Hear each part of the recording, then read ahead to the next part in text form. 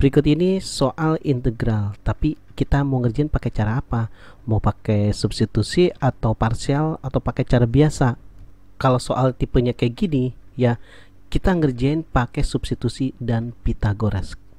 Kenapa Pitagoras? Karena ini adalah bentuk Pitagoras.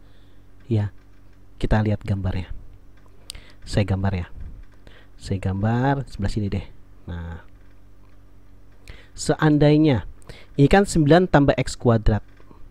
Berarti kalau tambah itu berarti kan yang tegak dengan yang tegak kan. Nah, sehingga kalau kita mau nyari sisi miring, ini kan X kuadrat ditambah 3 kuadrat ya. 3 kuadrat kan 9, diakarin. Nah, kan bentuk Pitagoras kan. Gitu. Anggap aja ini adalah theta atau alfa, terserah ya. Yang penting selain X.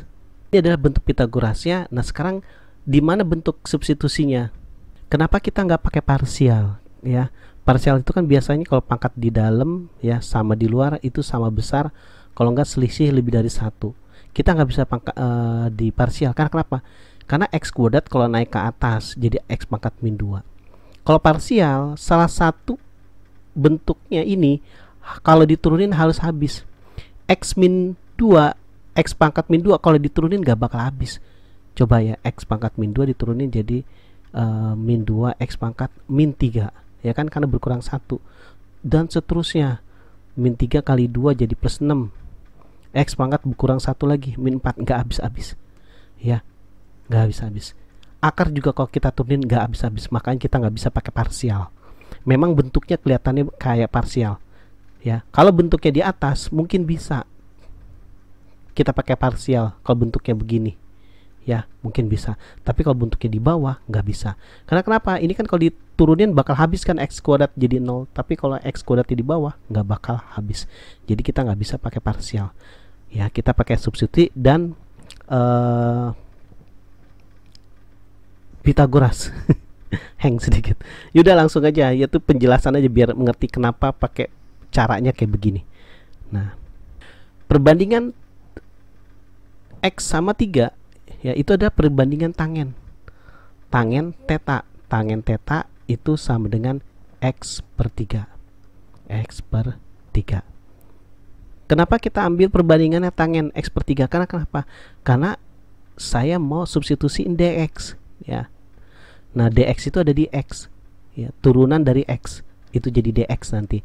Nah, jadi X sama dengan 3 kali tan X kan, jadi 3 tan, bukan tan X, tangen theta gitu ya, ini kali sini jadi X.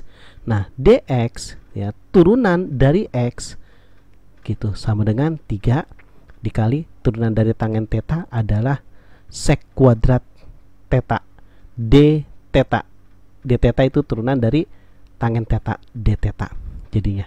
Jadi sek kuadrat theta d theta, diferensial dari theta sebelumnya. Nah, itulah kenapa saya bikin perbandingannya X per 3 biar saya substitusiin dx. Karena kita mau pakai substitusi.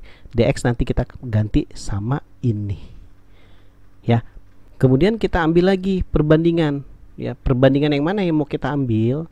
Nah, kita perbandingan ini sama ini kita ambil. Karena kenapa? Kita butuh ini yang mau kita substitusiin. Ya, kalau X kan udah ada tuh ini. Ini yang belum ada. Ya, X udah ada, tuh X, dx udah ada, ini. Nah, ini yang belum ada. Berarti kita ambil ini sama ini. Kenapa enggak ini sama ini? Karena kan X sudah ada. Gitu. Kita ambil ini sama ini. Kalau ini sama ini, itu kan dia jadinya perbandingannya adalah cos. Cos theta sama dengan 3 per akar X kuadrat tambah 9. Tapi cos saya mau ganti. Ya, saya mau ganti. Cos itu kan kebalikan dari sek ya. Cos itu kebalikan dari sek ya. Sek theta. Berarti kalau ini udah dibalik, cos dibalik jadi sek, ini juga dibalik. Jadi X kuadrat tambah 9 per 3 dibalik. Jadi gini. Kenapa saya ambil sek? Si cos saya rubah jadi sek. Karena hubungannya ke sini. Ada seknya. Ya, kalau cos nggak ada hubungan dengan sek. Gitu. Karena tangen kan turunannya ada sek kuadrat. Ada hubungannya. Oke, sekarang kita substitusiin. Integral dx nya udah berubah jadi ini 3 sek kuadrat theta d theta dibagi ya x kuadrat, ya x nya kan udah dapat ini, berarti 3 tan theta kita kuadratin. Terus akar ini gimana ya, belum kita rubah nih, lupa belum kita rubah. Jadi ini kali ke sini dapat ini kan, jadi akar x kuadrat tambah 9 sama dengan 3 sek theta ya, jadi dikali 3 sek theta. Nah ini ada hubungannya kan, jadi sek kuadrat dibagi dengan 1 sek ya, ini tinggal 1, ini habis 3 sama 3 habis gitu. Jadi tinggal integral 1 per 3 dikuadratin 9, tangen dikuadratin jadi tangen kuadrat theta d theta. Oh sorry, masih ada satu nih seknya ketinggalan ya, sek masih ada satu, sek theta masih ada ya. Nah ini gimana? Nah kita pecah aja nih. Sek itu kan rumusnya seperkos ya, sek itu kan rumusnya seperkos theta dibagi 9, tangen itu kan sin per cos, sin kuadrat theta per cos kuadrat theta d theta gitu. Cos yang di bawah dengan cos yang di bawah ini kita coret ya, kita coret. Jadi ini naik ke atas nih ya, aljabarnya kan gitu ya, sin kuadrat per cos ini naik ke atas karena di pecahan. Jadi cos ya, ini sinnya naikin ke atas juga, tapi dia jadi sin pangkat min 2 theta per 9 d theta gitu ya.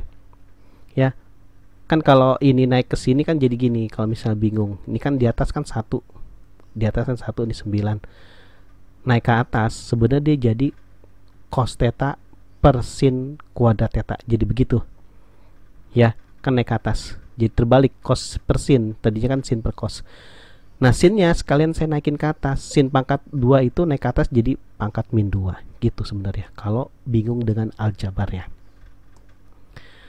Oke, udah jadi gini, kita pakai substitusi biasa ya, tapi pakai yang pakai cara cepat ya, substitusi pakai cara cepat. Kenapa pakai substitusi? Karena turunan dari sin adalah cos gitu ya, karena turunan dari sin adalah cos, turunan dari cos adalah sin gitu ya, makanya kita pakai substitusi ya. Jadi ini yang kita turunin nanti, jangan yang ini, ambil yang ada pangkatnya atau ada akar, ini yang kita turunin. Turunan dari sin adalah sebelahnya, dapat sebelahnya gitu. Ya udah, tulis seperti biasa. Ini kan turunan pakai cara cepat kita. Sin namanya integral, sorry bukan turunan tadi, integral kan nambahin 1 jadi pangkat min 1 theta. Nah pangkat dalam integral itu kan turun ke bawah gitu ya. Terus turunan dari sin theta adalah cos theta.